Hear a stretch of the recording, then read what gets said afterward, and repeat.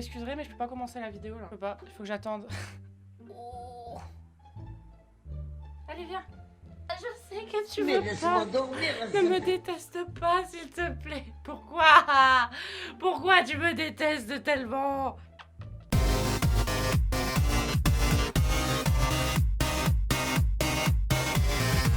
J'ai bougé le chat, c'est bon, on peut commencer. Yo tout le monde, j'espère que vous allez bien. Aujourd'hui on se retrouve pour une nouvelle vidéo. Je vais pas faire une intro qui va durer 25 minutes, on se bat les couilles. Aujourd'hui donc il faut que je vous parle d'un truc très important. Je dis aujourd'hui mais ça fait littéralement 6 mois que j'écris la vidéo. Mais ça y est, c'est bon, aujourd'hui on est assis, on est prêt à parler d'une série très importante. Si je vous dis série de merde, pour ados, série pour ados, vous voyez ou pas? Si je vous dis Emo, Gang, Roux. Non, pas Twilight, on parle pas de... Si je vous dis acteur médiocre, scénario sans queue ni tête, vous voyez pas? Toujours pas. On va parler d'une série emblématique.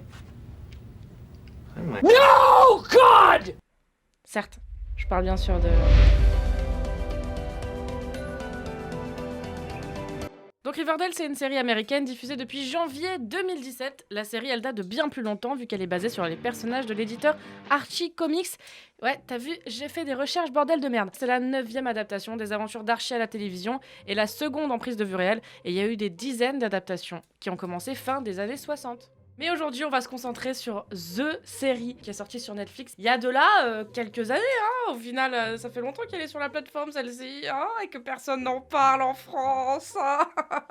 Pour ce premier épisode, on commence directement avec la fin de l'été à Riverdale. Et on a un duo d'amis. On a Betty, hein, ça va être la blonde ou la niaise, qui craque sur son meilleur ami qui s'appelle Archie. Donc lui, c'est très clairement le roux. Et ces deux amis vont donc reprendre les cours dans le lycée de Riverheim. J'ai déjà pas envie de... Au moment du reveal, hein, quand Betty veut avouer ses sentiments à Archie, ça se passe pas tellement comme prévu. Archie, and our friendship.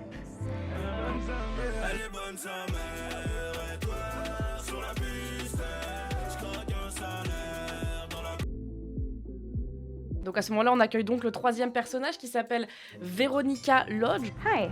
Hey. Donc elle, c'est la riche, la connasse, et qui devient donc très très rapidement amie avec notre duo de meilleurs potes, Archie et Betty. Suivez bien les prénoms, hein, parce que sinon ça va être très compliqué pour le reste de l'épisode. Donc notre trio d'amis avec la petite nouvelle vont reprendre les cours. Tout ça paraît très très bien, jusqu'à ce qu'on apprenne la mort tragique de Jason Blossom. Jason Blossom. Donc visiblement Jason, il a fâché un mec de la prod, hein, parce que vu la gueule qu'il lui donne dans la série. Voilà. Et Jason Blossom, c'est le jumeau de Cheryl. Jumelle qui est d'ailleurs extrêmement proche de son jumeau, comme vous le verrez plus tard. Vous le verrez, sa couleur à Cheryl, c'est le rouge, d'accord?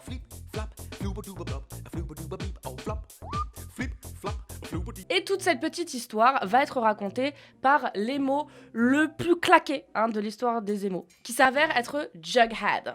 Donc littéralement, Jughead en français, ça veut dire notamment idiot, mais également tête de gland. Ça va être donc le narrateur de l'histoire de Riverdale pendant ces si nombreuses saisons.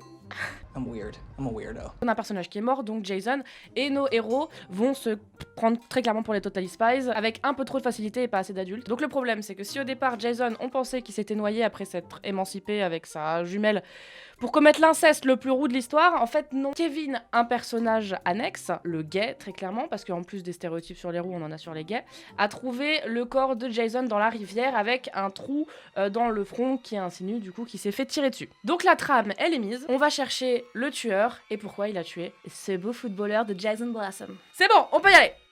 Petit à petit, il y a des détails sur la mort de Jason qui commencent à apparaître, et ça fout un petit peu mal notre héros principal de Archie. Hein. Pourquoi ? Ah non, parce qu'il a passé l'été à tringler sa prof de musique illégalement. Miss Grundy? Do you want a ride? Le problème, c'est que le jour où ils se sont émancipés tous les deux pour très clairement se monter dessus dans la forêt, ils ont entendu un coup de feu, ce qui fait de eux de potentiels suspects. S'ils se font découvrir, eh ben ça en mettra plus d'un à la porte, quoi. N'est-ce pas, madame? Oui, c'est interdit, c'est un mineur, il a 15 ans quand même, une seconde. Bon, après, c'est pas le couple le plus discret tous les temps. Très clairement. Donc il y a Jenali qui les voit. et la nouvelle va donc aller très très vite dans le groupe d'amis. Du coup, Betty, elle se méfie un peu de la MILF parce que de 1, elle tient à son pote, de 2, elle aggrave les nerfs, et de 3, elle n'a aucune notion de vie privée. Elle va carrément s'introduire dans la voiture pour prendre des informations et voler un gun que la MILF avait caché. Cette connasse, en plus, elle note tout dans son putain de journal intime, et sa psychopathe de daronne va lire ce journal intime et donc faire virer la MILF, la prof. La prof, elle va faire virer la prof du coup. Donc pendant ce temps, on découvre que la mère de Veronica, qui donc est arrivée à Riverdale après être partie de New York parce que son mari est allé en prison, donc ils ont plus trop d'argent, donc ils se barrent à Riverdale, fait des affaires un petit peu shady avec le mec au blouson de cuir le plus claqué de tous les blousons de cuir, qui s'avère en fait être le papa de Ted de Jughead, donc les chiens font pas des chats, et qui est non seulement le daron de Jughead, et en plus leader du seul gang d'un village de 200 habitants, The Serpents. Papa super responsable hein, d'ailleurs, puisqu'il laisse son gosse de 15 ans dormir tel un clodo dans un drive-in. Bon, ça c'est pas... On apprend alors par la même occasion que Jason était en fait le petit copain de Polly, qui est la grande sœur de Betty. Et ça, cette relation, ça ne plaît à personne. À personne ça ne plaît. D'accord ? Roméo et Juliette à côté c'était de la merde. À tel point ça ne plaît à personne. Polly donc est exilée et cachée dans un monastère en mode American Horror Story. Hein. À 16 ans, oui. Bon, oui. Donc on arrive à ce moment-là aux funérailles du malheureux petit Jason. Et bon Dieu, que ça va être gênant. Déjà, on a la mère de Jason et Cheryl qui tape un trip extrêmement malaisant en prenant Archie pour son fils défunt. Enfin, frérot, tu es cringe. En plus de ça, t'as Cheryl, justement, qui sort d'absolument nulle part en robe blanche de mariée, alors qu'elle en avait une noire il y a 58 secondes. Enfin, je veux dire, ouais, ça n'a aucun sens pour moi. Comment elle a pu se changer en 8 secondes et pourquoi elle a mis une robe de mariée? C'est weird, what the fuck, et personne lui dit rien. Elle s'effondre en plus en larmes au bout de 19 secondes, donc ça valait le coup de se changer. Bravo, madame. La belle et le clochard, pendant ce temps, ils vont monter au grenier pour fouiller la chambre du mort parce que... Why not? Pour espérer choper au final des indices sur quel est le tueur et pourquoi il l'a fait, mais pourquoi il n'y a pas de police dans cette ville? Mais à la place de choper des indices, il chope la vieille de la baraque, donc une vieille folle complètement cliché avec un œil de verre, enfin bon laisse tomber, ça a absolument aucun sens. Et on apprend grâce à elle que Polly et Jason ils n'étaient pas juste plan cul, hein, ils étaient carrément fiancés avec la bague et tout le bordel. Betty elle a un peu les nerfs parce que visiblement ses parents ils le savaient mais ils lui ont caché. Elle ramène son père à la maison pour en savoir plus sur les fiançailles, parce que visiblement lui il est au courant, et il explique donc par la même occasion la haine qu'il a envers les Weasley, parce qu'il faut le savoir à Riverdale, il y a en gros deux parties, les Blossom et le reste du monde, et les Blossom ont des problèmes avec à peu près chaque famille présente dans ce village. Pourquoi les Cooper n'aiment pas les Blossom, donc pourquoi les blonds n'aiment pas les roux? Parce que c'est assez... En fait, l'arrière-grand-père de Cheryl a buté l'arrière-grand-père de Betty. En tout cas, ça a pas du tout l'air de la perturber, la gosse. That's why you hated Jason. Donc on commence à comprendre que c'est une famille extrêmement saine, hein, également les Cooper, avec un père qui a donc exilé sa fille aînée dans une chapelle hein, pour nonnes, parce qu'il voulait pas qu'elle sorte avec un mec. On pouvait régler nos problèmes comme ça aussi. Hein. Dans la base secrète, pas du tout, hein, c'est une salle de classe... porte ouverte, des Totally Spies, Betty et Jughead discutent donc des parents de Betty et leurs mensonges sans fin. S'ils mentent à propos de Jason et Polly, ils en savaient probablement plus qu'ils ne disaient. Avec ça, la prochaine question logique, c'est de se dire jusqu'à où ils peuvent mentir en fait. Est-ce que ça ne fait pas d'eux de potentiels suspects dans le meurtre de Jason ? Donc tout ça, ça va sûrement pas calmer hein, les ardeurs de Betty, puisqu'elle et son prince, ils vont continuer leur enquête personnelle. Et ils tombent sur un site donc où est caché soi-disant Polly. Une superbe petite auberge sectaire de nonnes appelée les Sœurs de la Miséricorde. Ni une ni deux, on ne sait pas par quel moyen, mais ils vont retrouver Polly dans son auberge de jeunesse. Et... surprise, motherfucker! Polly est enceinte, et pas qu'un peu. Contrairement donc à ce que leurs parents ont dit, Polly, elle affirme à sa sœur qu'elle est ni malade, ni suicidaire, ni dépressive, quoi, en gros. C'est les parents de Jason qui ont forcé la rupture, alors que lui était ravi d'avoir un bébé. Et justement, lui et elle étaient tellement ravis, mais leurs parents pas du tout, qu'ils avaient prévu justement de s'enfuir le 4 juillet, le jour de la mort de Jason. Mais les psychopathes de parents Cooper l'ont découvert, et donc Aileen Wuornos, elle a décidé de ramener Mère Teresa avec ses deux infirmiers Chippendales pour foutre sa propre fille dans une camionnette et loin de chez elle. Petit détail gênant d'ailleurs hein, pendant ces retrouvailles, c'est que Polly elle était pas tellement au courant que son mec était mort en fait, donc c'est à Betty de lui annoncer. Have you talked to him? Does he know that I'm here? Bon, elle vit pas super bien la news, pas vous mentir. Attendez, on a complètement oublié la mère de Veronica qui fait des affaires shady là. Non parce que donc c'est une bourge de New York, comme j'ai dit avant, revenue à Riverdale à cause de son mari mafieux, qui est actuellement en prison. Et elle va donc bosser pour le papa de Archie, et donc vite oublier son mari. Hein. Enfin voilà. Pendant que eux font leur petite vie de richou, voilà, à se toucher et à construire des maisons, Betty elle revient, mais elle est assez ébranlée de sa visite avec Polly du coup. Et elle accuse son père non seulement d'avoir volé les preuves du shérif pour l'enquête, parce que oui, quelqu'un s'est introduit chez le shérif aisément afin de voler... Il y a un shérif déjà dans cette ville, il y a un shérif. Mais aussi donc d'avoir simplement buté Jason. Donc la daronne, elle rit hystériquement, hein, parce que c'est juste une putain de psychopathe. You think that he killed Jason? Your father? Bon, pendant que Réponse fait rien, dans sa tour, Tête de Gland vient jouer les Roméo, visiblement il se trimballe avec une échelle, donc discrétion plus 100. Et ils se souviennent que Polly, elle avait parlé d'une voiture dans laquelle ils avaient prévu de s'enfuir. Donc ils s'y jettent les mains dans les poches pour découvrir qu'en fait, dans cette fameuse voiture, il y a un maximum de drogue. Tout ce qui manquait, tiens, à l'histoire. Du coup, pour une fois qu'ils sont malins, ils appellent la police pour qu'ils puissent regarder, mais le problème c'est que, t'as ces ballots, quand ils reviennent, la voiture elle est en feu! Et qui détruit donc toute preuve potentielle. Quand Betty et Jughead reviennent à l'hôpital psychiatrique la même nuit pour voir Polly, ils apprennent en fait qu'elle s'est échappée. C'est marrant qu'elle ait pas pensé à le faire depuis les 6 derniers mois quand même, hein, mais enfin bon. L'épisode 7, il démarre sur les chapeaux de roue parce qu'on découvre que Jughead il vit sous l'escalier du bahut. Personne ne trouve ça choquant. Ouais, c'est normal à Riverdale. Ouais, c'est normal à Riverdale. Ouais, c'est la base. On s'en bat les couilles. Bon, Archie, il tarde pas à faire cette découverte après l'avoir heurté dans les vestiaires des garçons tôt le matin. Et Jughead explique donc qu'à la maison, c'est assez... Il n'y a pas de maison en fait. C'est assez la merde parce qu'il n'y avait pas de maison. Son père donc, le chef des Serpents, est un peu beaucoup trop fan d'alcool depuis que Fred, le père de Archie, donc l'a viré quand il travaillait pour lui dans le bâtiment. Et donc la mère de Jughead, elle s'est barrée avec l'autre gosse qui s'appelle Jelly Bean. Jelly Motherfucking Bean. Bonbon haricot. Et pourquoi ces gens détestent leur enfant? Tête de Gland et bonbon haricot. Famille toxico, merde. Pourquoi vouloir faire du mal à leur progéniture avant même leur naissance? Donc Archie, il est gentil, il invite Jughead à dormir chez lui, il l'accueille tel un bon bro. Mais Jughead, évidemment, il a trop de fierté parce que qu'est-ce que c'est un émo sans des discours à la con. Donc il refuse. Et il veut pas que Betty le sache non plus, hein, parce que très clairement se faire dépuceler entre les conserves et les cafards, c'est carrément plus ton délire. Donc plus tard, notre jolie bande de joyeux lurons se retrouve et débattent pour savoir s'ils doivent informer la police de la disparition de Polly. Oui! Mais malheureusement pour eux, il y a une espèce de grosse balance qui dit ça à Cheryl, et elle-même balance tout ça à sa mère et au shérif, en échange de retrouver sa place légitime de chef des Pom Pom Girls. Ouais, c'est normal à Riverdale. Ouais, c'est normal à Riverdale. Ouais, c'est la base. On s'en bat les couilles.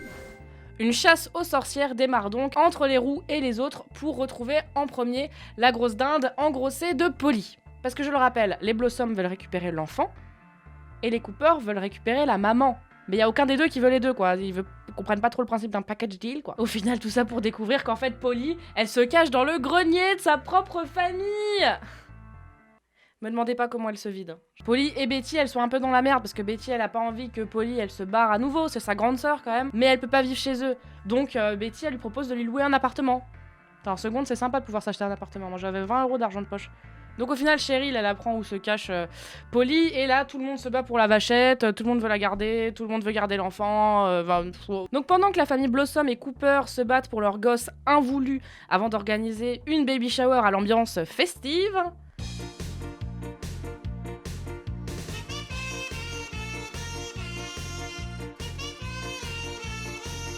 une guéguerre de la Terre du Milieu fait rage entre le père de Archie et le père de Cheryl.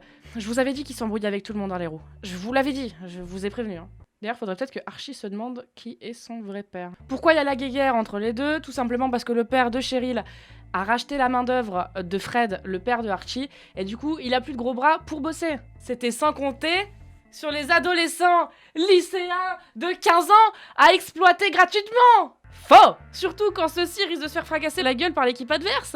Et oui, pendant qu'un des lycéens exploité gratuitement est reparti chercher son téléphone sur les terrains après leur dure journée de labeur non payée, s'est fait défoncer la gueule par une personne inconnue. On hésite alors pour trouver qui sont ces voyous, soit des Serpent Southside, qui ont la rage de s'être fait bouger en rachetant le terrain, soit les faiseurs de sirop d'érable, les Blossom, qui ont la haine que Fred continue à bosser. Du coup, vu que le shérif il fait rien quand un adolescent se fait casser la gueule, c'est les ados qui vont aller investiguer ça dans un bar assez shady, des serpents, pour reconnaître les coupables. Nos protagonistes vont découvrir que le père de Jughead est donc le chef du gang, ce que les autres ne savaient pas jusqu'à maintenant. Gros turnover! Mais au moins, visiblement, ils n'ont rien à voir avec le tabassage d'ados. Au moins. Du coup, qu'est-ce qu'ils font? Pourquoi ils ont un gang? Qu'est-ce qu'ils font dans ce gang? Donc de retour chez les ouvriers, alors que Fred va chercher les serpents qui ont décidé de l'aider sur le chantier, Hermione, donc la mère de Veronica, elle est informée que les voyous qui ont attaqué le mec et l'équipement de Fred n'étaient pas locaux, ils venaient de Montréal. Et qui c'est qu'il y a à Montréal? Qui c'est qu'il y a? Ah, il y en a peut-être... Ah, tu l'avais pas. Le mari de Hermione qui est en tôle à New York, et ben en fait il est à Montréal. En fait c'est lui, voilà. Pourquoi il a fait ça? Bah du coup, Hiram, il a entendu parler de la liaison. Et du coup, il a envoyé des mecs taper des gens. Voilà, c'est tout. Il n'y a pas d'autre raison. Décidément, on a hâte de le rencontrer, lui. Il a l'air sympa, vous le verrez. Hein. Pendant les 4 autres saisons, c'est une belle personne. En attendant, les gonzesses, elles font une jolie petite fête morbide pour le bébé, pas encore né, avec les Montaigu et les Capelet, pendant laquelle tout le monde se fout sur la gueule, et la grand-mère voit que Polly attend des jumeaux. Bah ouais, 2 fois plus de fun, comme si on s'amusait pas assez encore jusqu'à maintenant. On apprend aussi après la petite fête que le propre père de Polly lui avait payé un avortement. Oh, comme il l'avait fait à sa propre femme quand elle était enceinte. Une chouette personne. Mais malgré les efforts de la maman et de Betty, Polly décide de se barrer, vivre chez la belle famille quand même, parce que merci, bon, l'ambiance entre les vergetures et les hémorroïdes, avoir un père qui te force à avorter et une daronne qui veut que tu fasses adopter ton gosse, l'ambiance elle est pas au top du top. Épisode 9, c'est parti, let's go. Attachez vos ceintures parce que là ça va commencer doucement à partir réellement en couille. Et je me suis pas tapé toute cette écriture là, mais putain de 18 pages d'écriture pour que vous écoutiez plus à partir de ce moment là. D'ailleurs si jamais t'as envie de mettre un petit like et de mettre un petit partage, c'est bon, c'est fait comme ça fait gratuit, c'est plaisir. Donc l'épisode comme tous les autres se déroule avec une narration de Jughead. Il parle de sirop d'érable, plus épais que le sang, plus précieux que le pétrole. Le plus important commerce de Riverdale a été le sirop d'érable depuis la fondation de la ville. Et les familles ont détenu le monopole de ce commerce lucratif. Par l'intermédiaire donc de Retour en arrière, on en apprend plus sur la famille Blossom, Cheryl, Jason, Cliff et Penelope qui sirotent ce délicieux sirop d'érable à partir de verres, presque comme si c'était du bon vin. Visiblement, le cholestérol et le diabète dans cette famille, ça coule de source. Mais la mort de Jason Blossom donc a précipité une crise. Bah oui, avec l'héritier de l'entreprise familiale qui a disparu, qui héritera de celle-ci? Une femme? Laissez-moi rire. Une chose est sûre, ça sera certainement pas Cheryl. Toutes ces femmes avec leurs règles, trop d'hormones, elles savent pas gérer leurs émotions. Quand je vous dis que le sirop d'érable à Riverdale, c'est pas une mince affaire, c'est pas une mince affaire. Il y a des mafias, il y a des gangs, il y a un conseil d'administration, d'accord? On joue pas aux cartes. Les Blossom donc attendent dans la neige avec Polly pour l'arrivée du conseil d'administration. Une flotte de cars noirs menaçantes se dirige vers la ferme de Blossom. C'est la mafia du sirop Riverdale et c'est dark. À côté de ça, qu'est-ce qui se passe au lycée? Parce que oui, quand même, il y a un lycée, il y a des études, il y a des choses qui se passent. Hein. On a Ethel, donc nouveau personnage, elle c'est la moche de la classe qui tape un bad trip en cours de français avec un poème dont Fauve pourrait être jaloux. Et ça inquiète beaucoup Veronica qui veut l'aider à parler et à se confier. Parce que oui, en fait, Veronica, elle se sent un petit peu coupable parce que l'année précédente, quand elle était dans un autre lycée, elle a poussé une meuf au suicide parce qu'elle l'harcelait beaucoup. Du coup, elle a envie de soulager sa conscience. Avant de découvrir que si Ethel, elle allait pas bien, en fait, c'était à cause de son propre père, celui qui est en tôle à Montréal. Donc on va revenir sur ça juste après. Hein. Vous sentez qui est le gros méchant dans cette série mais qu'on voit pas encore beaucoup? Petit indice, hein. Au même moment, de l'autre côté de la ville, on apprend en fait que Polly, elle est undercover. Et si elle s'est barrée dans le manoir des Blossom, c'était en fait pour en savoir plus sur la mort de son mari et savoir si elle pouvait choper des indices là-bas. Épisode 10 sans grand intérêt, à part Tête de Gland qui tape une crise d'ado parce que monsieur n'aime pas fêter son anniversaire et que tous ses potes voulaient lui faire un cadeau. Et où on soupçonne donc enfin le père de Veronica d'avoir un lien avec le meurtre de Jason. Mais surtout, les amis, cet épisode 10, c'est l'un des moments, si ce n'est le moment le plus important de toute cette saison, de cette série, de toute cette série. Je parle de la battle de danse.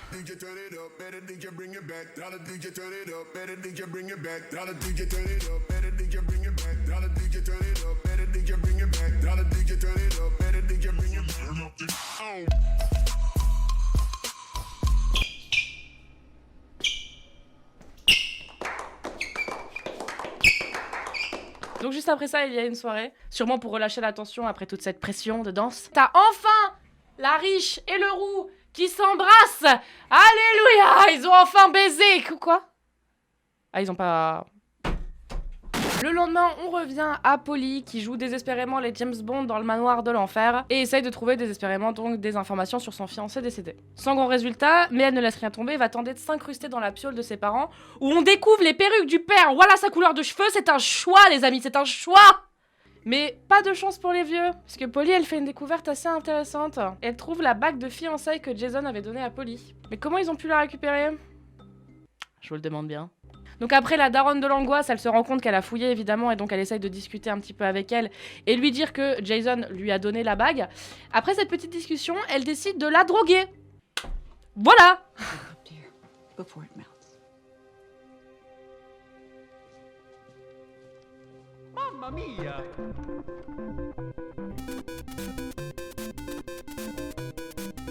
Bon, sans vous mentir, à partir de ce moment-là, ça pue pour tout le monde. Tout le monde est suspecté d'avoir buté Jason, y compris sa propre famille incestueuse. Mais tout ça, on s'en bat les couilles parce que c'est le moment du bal de promo où, visiblement, les enfants, autant que les parents, sont conviés à se murger et à se foutre sur la gueule.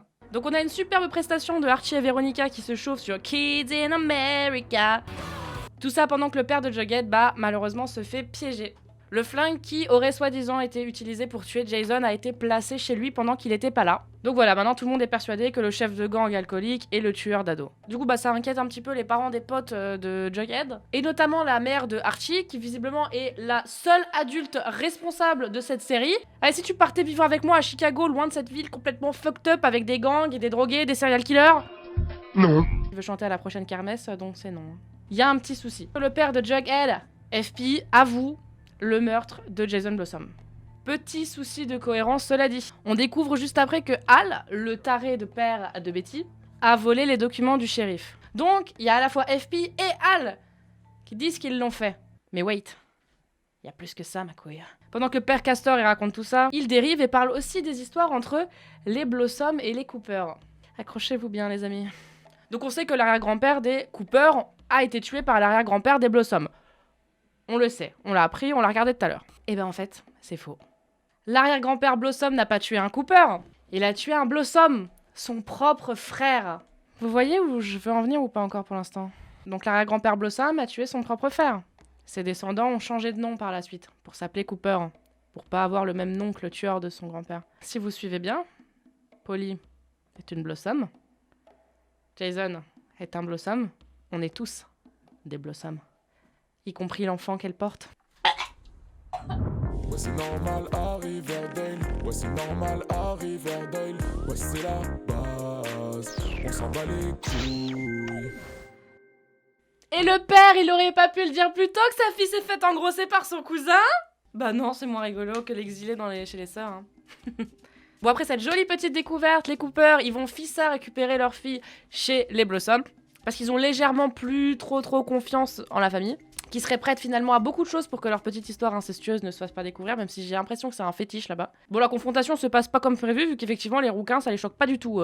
Ah ça va, ils sont frères et sœurs, c'est ok. Et vu que nos mousquetaires sont persuadés que c'est pas FP le tueur, mais soit Hiram Lodge, soit les Blossom, ils continuent avec ferveur leur enquête. Sans aucune raison apparente, nos petits Totally Spies vont retourner sur les lieux du meurtre et découvrent la veste de football de Jason. Chose que visiblement la police scientifique n'a pas trouvée avant, parce que c'est vrai que c'est une veste jaune fluo et bleu électrique. Et qu'est-ce qu'ils trouvent pas ces connards? Une clé USB dans le double de la veste. Je vous jure que c'est ça la fin de l'énigme. Parce que visiblement personne n'a jugé bon de fouiller avant. Ils branchent la clé et à ce moment-là, bon visiblement c'est pas Jojo ce qu'il y a à voir, mais la bande prévient Cheryl de se barrer. Bon elle part plutôt sur de la confrontation, c'est ballsy quand même. Ce qui prouve au final que c'est donc le papa Blossom qui a tué son propre fils. En effet, donc, Clifford Blossom utilisait son entreprise de maple syrup pour en fait vendre un maximum de drogue, et le fils l'a appris, et menaçant de le balancer, le papa a décidé de régler ça plutôt à coups de pistolet. Et au fait, si le père de Jughead a menti, c'est parce qu'en fait le papa Blossom il menaçait de buter son fils Jughead, hein, du coup voilà, c'est juste pour ça. Mais vous savez ce qui est le plus drôle dans toute cette histoire, c'est qu'au final tout ça, ça a servi à rien parce que ce connard il s'est pendu dans sa grange. Mais quel cliffhanger! T'as compris parce que il y a un jeu de mots avec Clifford et Hanger, Cliffhanger, parce qu'il s'appelle Cliff en fait, et du coup Cliffhanger, et c'est donc fin de l'intrigue, le père a tué le fils et le père s'est tué par la suite. Mais c'est pas fini parce que sinon il y aurait pas 5 saisons. Maintenant l'affaire c'est de savoir qui est responsable de toute cette énorme drogue et tout est soi-disant revenu à la normale pour les habitants de Riverdale. C'était sans compter sans l'arrivée de Hiram Lodge. Bon en attendant Archie et Veronica ils annoncent qu'ils sont en couple. Ils annoncent qu'ils sont en couple. Visiblement avec un caméraman qui se tape un trip sur tourniquet, visiblement, j'ai envie de gerber. Après, je sais pas qui passe la meilleure semaine entre Cheryl, avec son traumatisme tout chaud, Veronica, qui a un daron criminel prêt à revenir dans le foyer familial, ou Betty, qui découvre qu'elle a un frère, que sa mère a fait adopter. Voilà, non, parce que... Why not, au final, why not? Ou encore plus que ça, Jughead qui fait face à un père qui va peut-être avoir 25 ans de tôle sans aucune raison et qui du coup doit faire face à l'assistante sociale et qui doit changer de bahut et changer de maison. Bon, au final, il s'acclimate plutôt bien.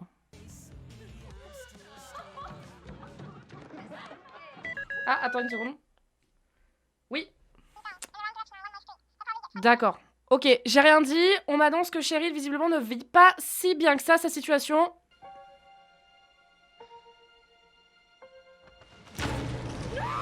Heureusement que Archie est là, visiblement, parce que sinon les autres trous du cul à côté servent littéralement à rien à part gueuler dans le vide et faire des grands signes de bras. Bon, ils arrivent à la sauver, elle va aller beaucoup mieux, elle va se détendre, elle va retrouver une vie normale, notre Cheryl d'amour. Oh, elle va tout faire cramer, cette énorme pute. Et à côté de ça, en plus, c'est la fête et tout le monde baise et Jughead, il va rejoindre un gang pendant que la grange des Blossom, elle brûle et elle fout le feu à toute la forêt.